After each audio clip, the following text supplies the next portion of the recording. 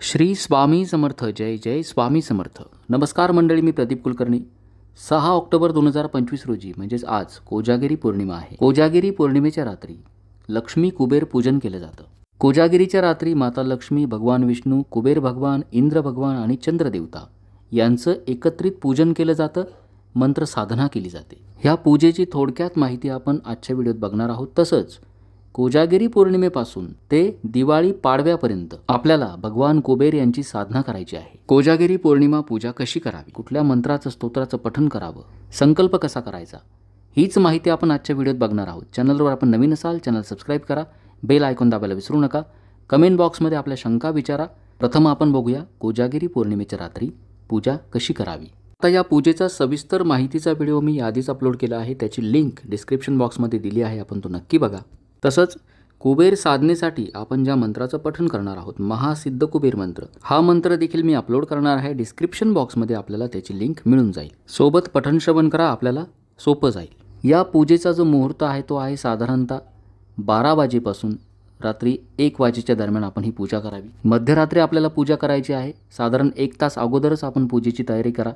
एखादा चौरंग घ्यावा, चौरंगावरती स्वच्छ लाल वस्त्र घ्यावं, शुद्ध तुपाचा दिवा लावून घ्यायचा, दिव्याचं पूजन करायचं, गंधाक्षता फुलं अर्पण करायची.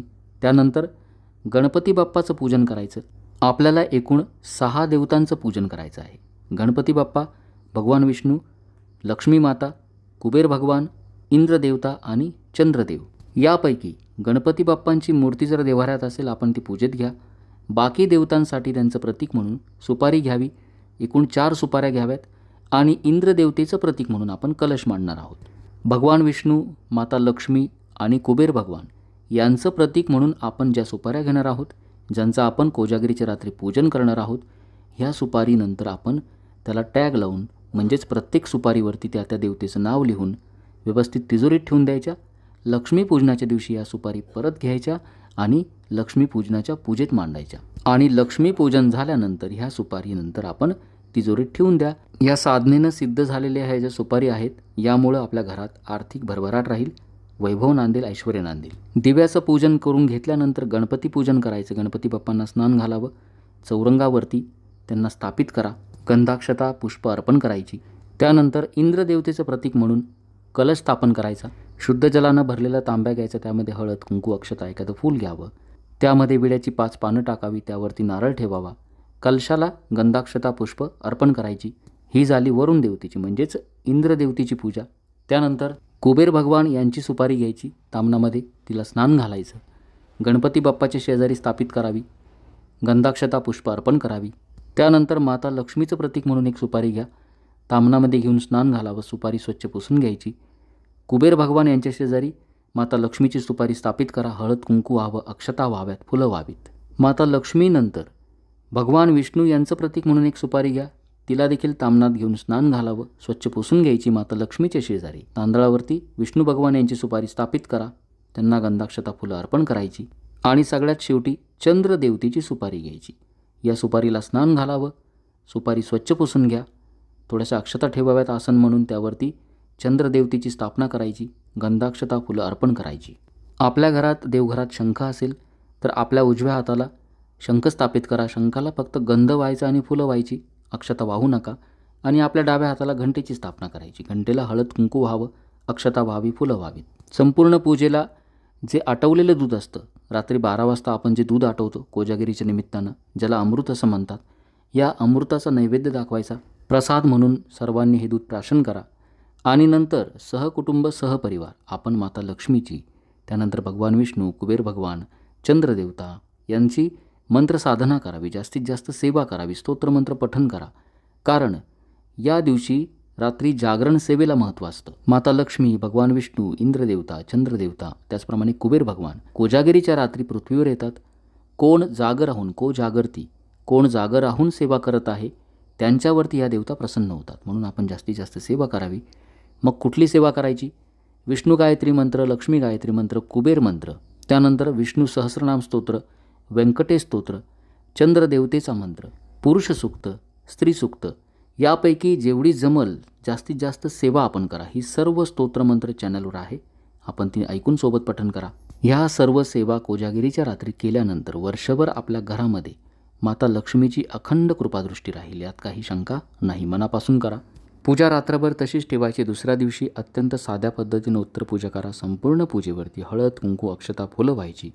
दूध साखरेचा नैवेद्य दाखवा आणि पूजा उचलून घ्यावी. कलशातील पाणी आपल्या घराच्या आजूबाजूला शिंपडून द्यावं. सुपारी ज्या आहेत, भगवान विष्णू, माता लक्ष्मी आणि कुबेर भगवान यांच्या सुपारीवरती त्या सुपारीचं नाव लिहून व्यवस्थित ठेवून द्या. लक्ष्मीपूजन, दिवाळीच्या लक्ष्मीपूजनामध्ये आपण त्या पूजेत मांडणार आहोत. गणपती बाप्पा आणि चंद्रदेवची जी सुपारी असेल ती आपण स्वच्छ करून ठेवून द्या. ती आपण पुन्हा दुसऱ्या पूजेत वापरू शकतो. आता ही झाली कोजागिरीच्या पूजेविषयीची माहिती. आपल्यापैकी बऱ्याच जणांच्या बाबतीत असं होत असेल की पैशाची आवक तर आहे, म्हणजे आपण पैसे कमवत असाल, मात्र धनसंचय होत नसेल. पैसा ज्या मार्गाने आला तेवढेच खर्चही उद्भवत असतील, त्यामुळं पैसा टिकत नसेल. असं जर आपलं होत असेल तर आपल्याला कुबेर साधना करणं गरजेचं आहे. कारण कुबेर भगवान यांना देवांचे कोषाध्यक्ष म्हटले जातं. जो कुबेर साधना करतो, म्हणजे जो कुबेर भगवान यांची साधना करतो, सेवा करतो, त्याला जीवनात पैशाची कमी कधीच पडत नाही. आणि त्यातल्या त्यात कोजागिरी पौर्णिमेपासून ते दिवाळी पाडवा हा जो काळ असतो, हा असतो कुबेर साधनेचा काळ. वर्षभर आपण कुबेर भगवान यांची सेवा करू शकता, मंत्र साधना करू शकता, मात्र या काळात केलेली जी सेवा असते ती अत्यंत प्रभावी असते. 6 ऑक्टोबर ते 22 ऑक्टोबर या दरम्यान आपल्याला जास्तीत जास्त कुबेर साधना करायची आहे, कुबेर भगवान यांची सेवा करायची आहे. आता ही सेवा कशी करायची? सेवेला सुरुवात आपल्याला करायची आहे कोजागिरी पौर्णिमेच्या रात्री. समजा हा व्हिडिओ आपण उशिरा बघितला, 6 तारखेनंतर बघितला, ज्या दिवशी आपण हा व्हिडिओ बघाल त्या दिवशीपासून आपण सेवेला सुरू करा, मंत्रसाधनेला सुरू करा, तरी देखील चालेल. मात्र ज्यांना ज्यांना शक्य होईल त्यांनी कोजागिरी पौर्णिमेपासून या साधनेला सुरुवात करावी. कोजागिरी पौर्णिमेच्या रात्री आपल्याला काय करायचं आहे? आपण हे ज्या 5 देवतांचं पूजन करणार आहोत, लक्ष्मी माता, विष्णू भगवान, कुबेर भगवान, त्यानंतर इंद्रदेवता, चंद्रदेवता यांचं प्रतिकात्मक पूजन आपण करणार आहोत. जर आपल्या घरात कुबेर भगवान यांची मूर्ती असेल किंवा कुबेर यंत्र असेल, कोजागिरी पौर्णिमेच्या दिवशी सकाळी करा किंवा संध्याकाळी करा किंवा रात्री आपण ही पूजा करत असाल त्यावेळेला केलं तरी चालेल. त्यावेळेला कुबेर यंत्र तामनात घ्यायचं, कुबेर यंत्राला स्नान घालावं, शुद्ध जलानं, पंचामृतानं, पुन्हा शुद्ध जलानं. यंत्र स्वच्छ पुसून घ्यायचं आणि आपण ज्या ठिकाणी ही पूजा मांडली असेल त्या ठिकाणी जरी यंत्र मांडून दिलं किंवा देवघरात आपण ज्या ठिकाणी यंत्र ठेवत असाल तिथं ठेवलं तरी चालेल. यंत्राची हळद, कुंकू, अक्षता, फुलं वाहून पूजा करायची. ही कधी करायचं? आपण पहिल्या दिवशी कुबेर यंत्राला स्नान घालावं. समजा आपल्याकडं कुबेर यंत्र किंवा कुबेर भगवान यांची मूर्ती नसेल तर काय करायचं? आपण रोज फक्त कुबेर भगवान यांचं स्मरण करा आणि पुढील मंत्र साधना आपण मनोभावी करावी. आपल्याला या 6 ऑक्टोबर ते 22 ऑक्टोबर या काळामध्ये विशिष्ट मंत्र साधना करायची आहे. कुबेर भगवान यांचा अत्यंत प्रभावी असा मंत्र, ज्याला महासिद्ध कुबेर मंत्र म्हणतात, या मंत्राचं रोज आपल्याला 1 माळ पठण करायचं आहे किंवा श्रवण करू शकता. ही सेवा आपण संकल्प करूनही करू शकता, संकल्प न करता देखील करू शकता. संकल्पित सेवा लवकर फळ देणारी असते, म्हणून संकल्प आपण करणार असाल उजव्या हातामध्ये 2 पळी पाणी घ्यायचं, हळद, कुंकू, अक्षता, एखादं फूल घ्यावं, कुबेर भगवान यांचं स्मरण करायचं.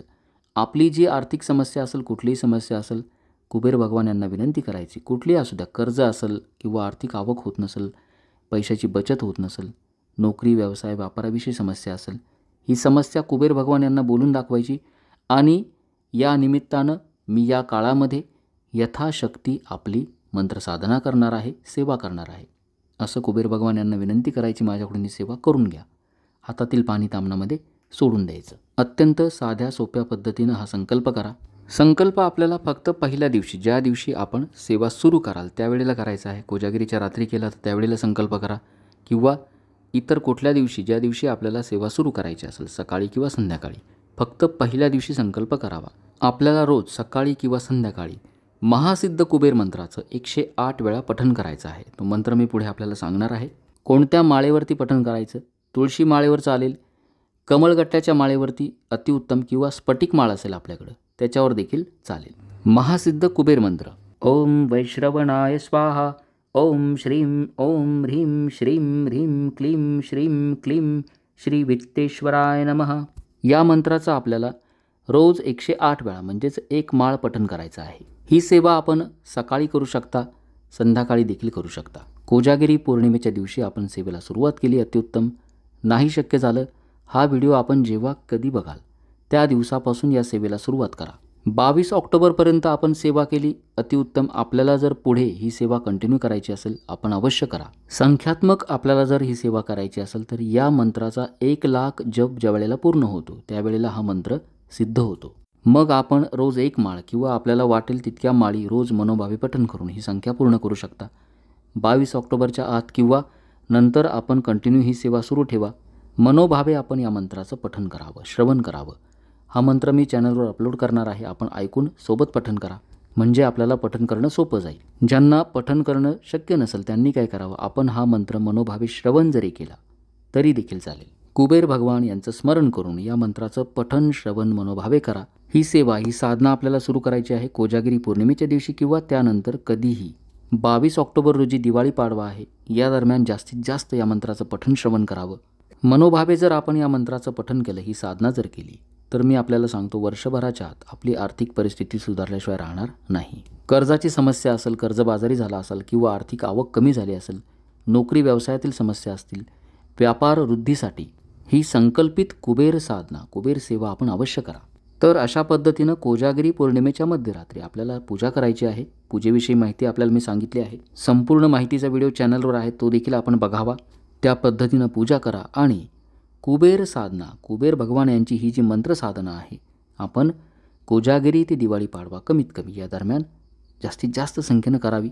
माहिती आपल्याला आवडली असेल जास्तीत जास्त लक्ष्मी भक्तांपर्यंत पोहोचवा. चॅनल सबस्क्राईब करा. शंका नक्की विचारा. श्री स्वामी समर्थ. जय जय स्वामी समर्थ. ओम श्री कुबेराय नमः.